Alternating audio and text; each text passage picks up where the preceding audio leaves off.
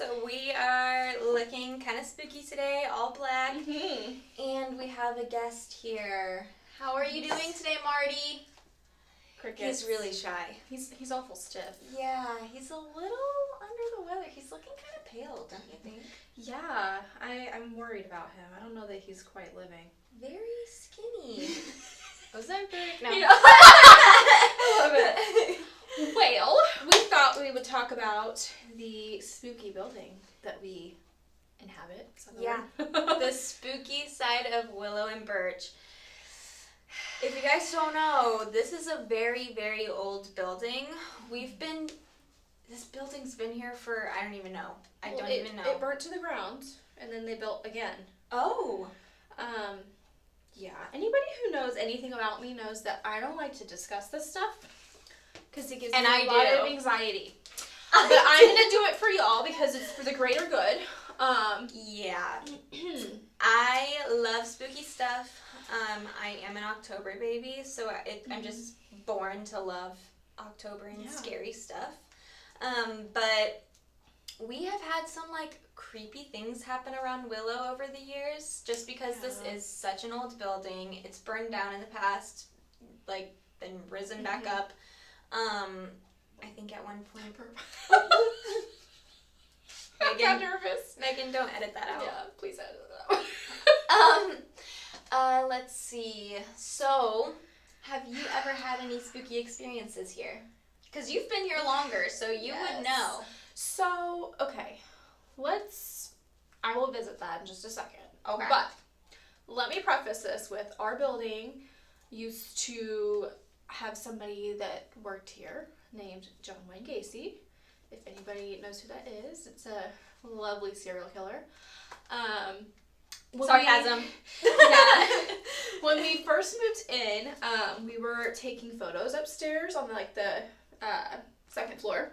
Okay. In front of the windows, just of the new area and overlooking the city. And in doing so, we got one back, and in that photo, in the back corner, was this huge dark figure that we couldn't account for anyone. Yeah.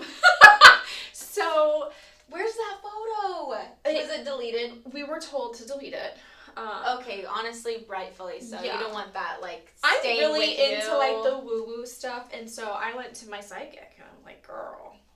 She said, delete that photo and not talk about it again. I was like, and now here we are on the podcast. So, it's fine.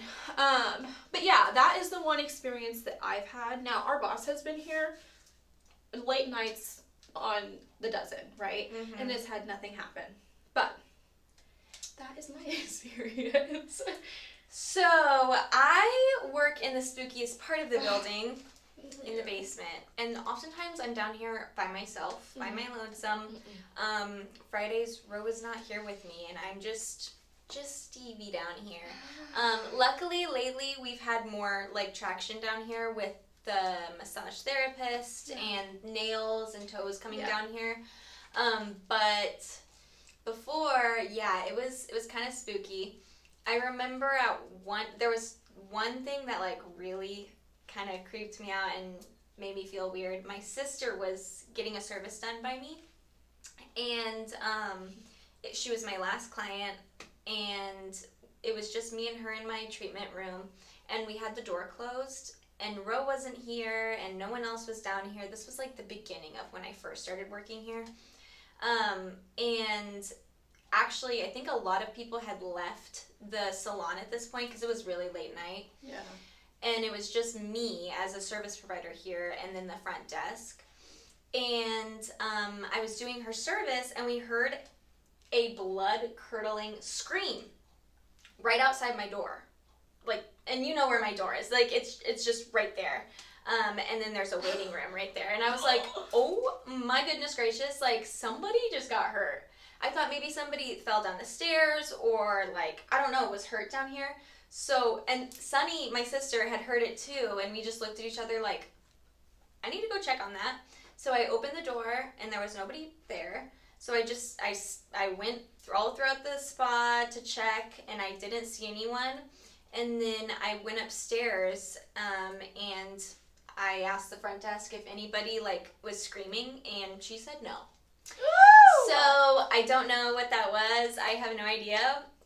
But that's really the only thing. I've, like, seen things out of the corner of my eyes, but with things like that, I don't really know how much of that is, like, spooky and more of just, like, my eye playing tricks on me, or, like, a piece of hair falling in front of my face and I don't realize. So yeah, I prefer to remain ignorant. yeah, I just like, kind of been like, that was nothing. It was my eye. Yeah, even the scream in my brain, I always think, like, no, there was probably an explanation. Like, there was probably something that was going on, or I don't know. Yeah. But, yeah, spooky stuff. I feel like, too, in certain rooms in this building, I feel extra, like, oof. Really? Like, what yes. rooms? So, in the spa break room. Downstairs. Oh, yeah, that, I don't know. That room gives me the creeps, especially, like, where the furnace is. Oh, I had to walk through there today, and I was like, ooh, I don't like it. I know, especially when the lights are off. Yeah, no, don't like that. And then specifically, in the employee bathroom on the main level, in the women's, the big stall. Do you remember when that wall was exposed and, like, open in there? No, that was before me. Oh, okay. Well, that used to give me the creeps, too. And my mom had used that before and mentioned it to me without saying. Like, I hadn't told her how I felt about it, and she had told me that, yeah. And we've always been told that, like, we're intuitive, but not, like we can't embrace it, because I just can't tell myself I can, you know? So, I definitely think I'm sensitive to those things, but I don't know how legit it is. I just know I feel uncomfy in certain rooms. Really? Yeah, the spa break room is definitely a freaky one. I don't know. That used to be all of our break room, and I hated it. Really? Yeah. I would not eat down there alone. I would say, sorry, I'm not hungry now. Yeah, lost my appetite. Go. It is just kind of a creepy... I think also, the building is so big. Yeah. Any room where it's just quiet and there's no one in there, and it's just this big, vast, like, open room, it's like... Ooh, I don't know, I feel like I shouldn't be here. It creeps me out. I never feel anything weird upstairs on the... Yeah, you know, honestly, me either. I'm up there all the time. Now, if I'm the last one here and I'm closing down everything, I don't like it. But I think it's just like... dark, you know? It's always so lively up there. Yes. So it, like, kind of cancels out any weird, scary feelings. And this is also not to discourage people from coming and getting services. No one's going to haunt you or spook you. This is all after hours as stuff has happened. Yes, yes. This is Willow Birch After Hours. Dark the pod? Yeah. I don't know. After hours. So, I mean, minor spookiness here. Have you ever had, like, a spooky experience outside of work? That is a whole episode in itself. I've had so many things. Really? Yes. Yes. Some of them I don't even like to talk about because I don't even want to, like, I had a really weird, scary experience once with, I don't even want to say this, but a Ouija board. Okay, I don't. No, listen. No, I do not condone using a Ouija board ever. I am super against them. But this was at a time in my life when I didn't know or, like, think or, like, I didn't have logic. Okay, I was a teenager and, like, didn't care. And, I used a Ouija board once with all of my friends, and it was actually just me and another girl who was doing it, and this girl was trying to say this in a way where I'm not giving anyone away. This girl that was with me was trying to get a hold of a loved one who had just passed, and we got a hold of something else that was not her loved one. Oh. And no one else wanted to play because they're all smart. It was just me and her. And I don't know how much I can say I don't want to, like, bring up any, like, weird, scary names, but we got a hold of some kind of spirit entity that is known with, like, Ouija boards, I guess. We didn't know this until we looked it up later. Yeah, I know. Oh my god! I know, this is my afterwards, we actually experienced stuff for like a long time afterwards. Yeah. No, yeah, we were having like issues. Me and this girl. It was like a room full of girls who can attest to the whole story, which I'll have to tell you, like all of the details. Yeah. So like what kind of stuff was happening to you? So afterwards, I was witnessing things moving right in front of my eyes. I know why. Okay, so one of the spookiest things that happened to me a couple days after this experience was I was in my room, and I lived with my sister at the time, and I was looking in the mirror, and I was fixing my makeup or something, and then off to the side of me was my closet doors, and they were like the linen closet doors that you like open like this. So I'm just kind of looking in the mirror, and you can always see in your peripheral. Mm-hmm. So I see my sister walk in, open my closet doors, get in, and close the doors. So I'm like, she's being weird, I don't know, like, she used to take phone calls sometimes in the closet, like, with her friends. If she needed privacy, because her and I shared a room at the time. So I was like, oh, she's just taking a phone call or something, she's just being weird. So I just, like, was doing my makeup, whatever, and finally I'm like, Sunny, get out of the closet, you're creeping me out, like, stop, because I just felt weird. And so I walk over and I open the closet, and she's not in there, and then Sunny walks in the door, and she's like, what are you doing? I was like, I just watched you walk into the closet and, like, close yourself in there. And she's like, no, I was not even in here at all. Yeah, I know. So, I'm laughing so I don't cry. My God. I would have lit the house on fire and moved. I know. But I mean, you can't leave it. And then I was laying down at one point, and I had my dresser, like, right next to my bed, and I was just laying there, and I had a lotion bottle on my dresser, and I just watched it, like, fly completely off the dresser.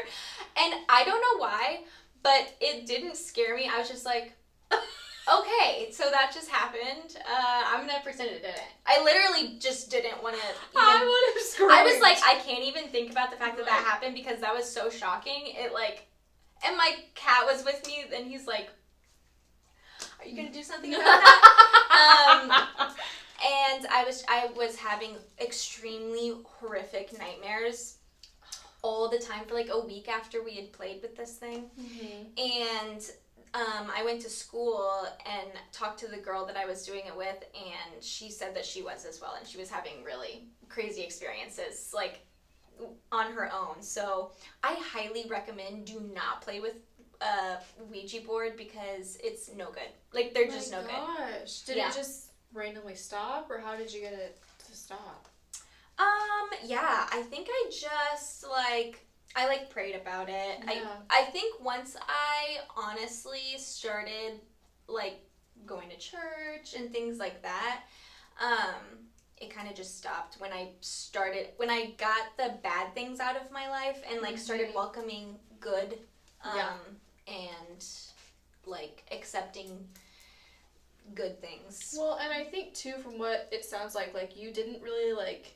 show your fear if you had any. Yeah. And those things feed on fear. So I think that's good. Yeah. Oh a lot of it was just like, once I started praying and like I just like kind of rebuking those things, they stopped happening. So I haven't had a bad experience. Dude, that's heavy. I didn't know. I would not have asked for that. I know.